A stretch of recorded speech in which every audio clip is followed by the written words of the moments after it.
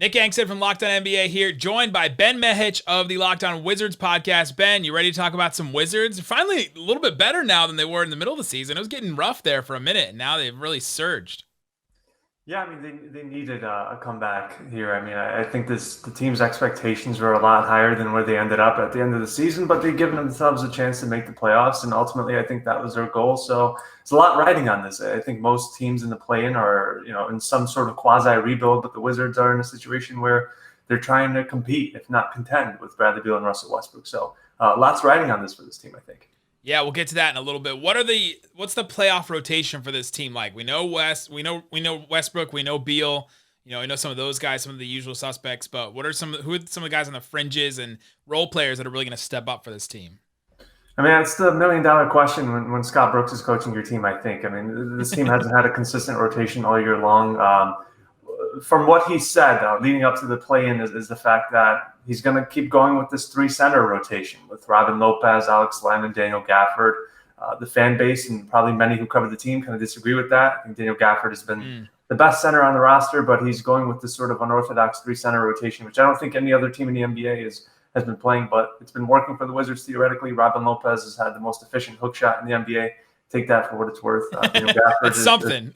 Something, yeah. And Daniel Gafford has changed the outlook of the team defensively. So besides them, Howell Neto and Ish Smith have kind of split duties with the backup point guard role.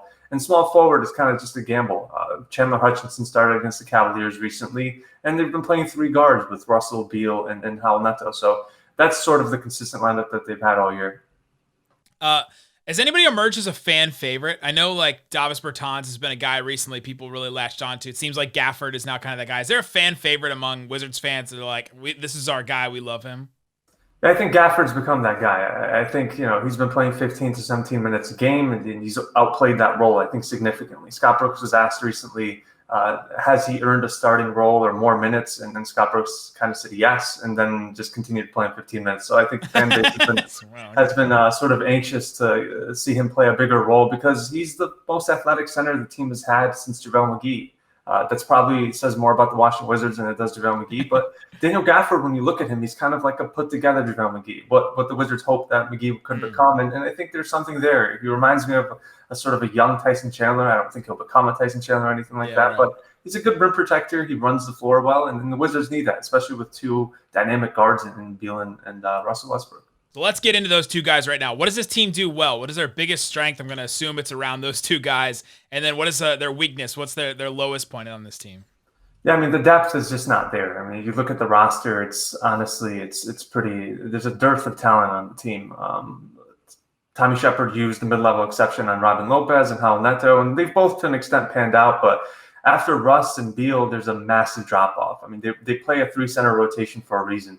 They don't trust any of their centers. And obviously, Rui Hachimura on any other winning team probably isn't a starting caliber player. And that small forward, they really haven't had a starting caliber small forward all year long. They've kind of played Troy Brown there a little bit. He got traded. Chandler Hutchinson. I mentioned the three-guard lineup. So biggest weakness is just straight-up depth. They rely entirely on Brad and Russ, and that's kind of been the entire season, as it was with Wall and Beal prior to Russ arriving to DC. But the biggest strength, they can, when they score the ball, they're one of the best offensive teams in the league. Especially you mentioned Bertans. When he gets it going, I mean, they're on fire. And he's had some of those games this year. I mean, he had the COVID setback. He's battled some injury. But when he's got the hot hand, the Wizards are a really difficult offensive team to stop. What's their win profile look like this season? What are some of the best wins that the Wizards have had? And then what's maybe the lowest point of the Wizards season so far, the worst losses? Their biggest wins, I mean, they beat the Nets twice in sort of exciting fashion. They were down, I think, 6 points with like 30 seconds to go. Garrison Matthews hits a three. Russell Westbrook hits a steal. He hits a following three. So that was an exciting win. They beat the Lakers as well, but then they've kind of evened it out with equally as horrific losses. I mean, they got blown out by the Detroit Pistons shortly after those wins. So that was a sort of a pitfall. But, lately they've been winning at like a 65% win percentage over the last 2 months. So I think we've sort of forgotten about that team. But the fact of the matter is, they're still 10th in Eastern Conference for a reason. Yeah, and it's just been such an up and down season for them. What are the stakes for this team going in? We kind of mentioned earlier that there are a lot. Scott Brooks' name has been brought up a lot as a coach that could be on the hot seat. Westbrook's contract may be untradeable, even though he's been traded twice now. What are some of the stakes for this team if they bow out in the play-in tournament, or even if they go to the first round and win? Like, we could take it the other way too. What if they beat one of the top two teams in the East? What could happen to this team? Yeah, and the Wizards are unique in that way. They're not the Toronto Raptors that are going to fire Dwayne Casey after having their most winning season in franchise history. This team, if Dwayne Casey were to win 55, 60 games in DC, or Scott Brooks, he would get a statue outside of the arena. The Wizards, and Ted Leonsis recently spoke about this in an interview on Friday. He said that it's kind of contingent on how the play-in and the playoffs go. So they're all kind of just waiting to see what happens there. But a lot's riding on this for Scott Brooks. The last season of his contract, fifth season in. He wasn't hired by Tommy Shepard. He was hired by Ernie Grunfeld, and he was hired partially because they wanted to lower Kevin Durant. I don't think they hired him for his X's and O's. He's done a really good job managing egos, but the rotations have been troubling, and generally this team's win percentage has been rough all year long for a slew of reasons. But Scott Brooks, I think his future with the team hinges on what happens in the play-in. And if you spoke to me earlier this year, I would have thought Bradley Beal's future would be determined by that fact, but they've kind of turned it around, and I think they've shown that with some more direction and I think with some health. Russell Westbrook played with a torn quad in the beginning of the year, and no one really knew. I think with some health there, I think this team could be a good team in the Eastern Conference, and that's why I think we've kind of pumped the brakes on these massive changes. If Russ is going to stay, Beal, I think they'll stay put, but Scott Brooks' future is definitely in limbo. What is a national narrative that you've heard about the Wizards? Maybe it's Westbrook's triple doubles, maybe it's Westbrook shooting, maybe it's Beal leaving, anything that you've heard about this team that you think is misunderstood, wrong, or any of that?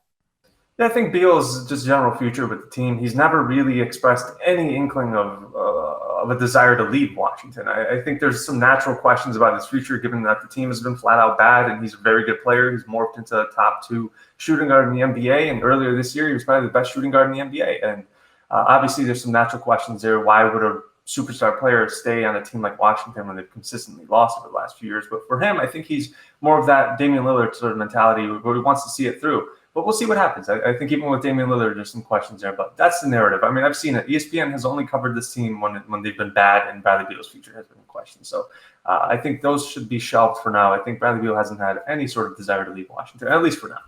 This is a question I've been asking some of the hosts of teams that don't get covered necessarily nationally. What's a story that you wish the national media would cover about this team? What's something that you're like, man, I wish that they would know this, or that they would. I guess Beal being one of the second best, shooting guard in the league is probably one of those. But what's another one that you can think of? I mean, this team's chemistry, I think, has been outstanding. Obviously, that's not something that necessarily gets talked about nationally. But I think most teams, with the record they had earlier in the season, with the outlook they had, would have fallen apart. But with the veteran sort of leadership they have in Ish Smith and Russell Westbrook, and Russell Westbrook has been dogged for being a sort of difficult teammate all throughout the entirety of his career. But that couldn't be further from the truth. I think he's been an outstanding teammate. Bradley Beal called him the best teammate he's ever had.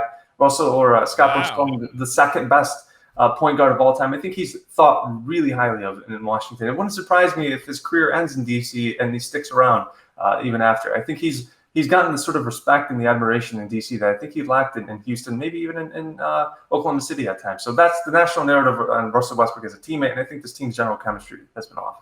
There you go. Listen to Ben Mehic and his co-host Anthony Cittadino over at Locked On Wizards, and we'll see if the Wizards can get an upset in the play-in tournament and maybe make the postseason. Thanks for having me on, Nick. And guess what? If Robin Lopez gets in the post, automatic, 65%. Automatic.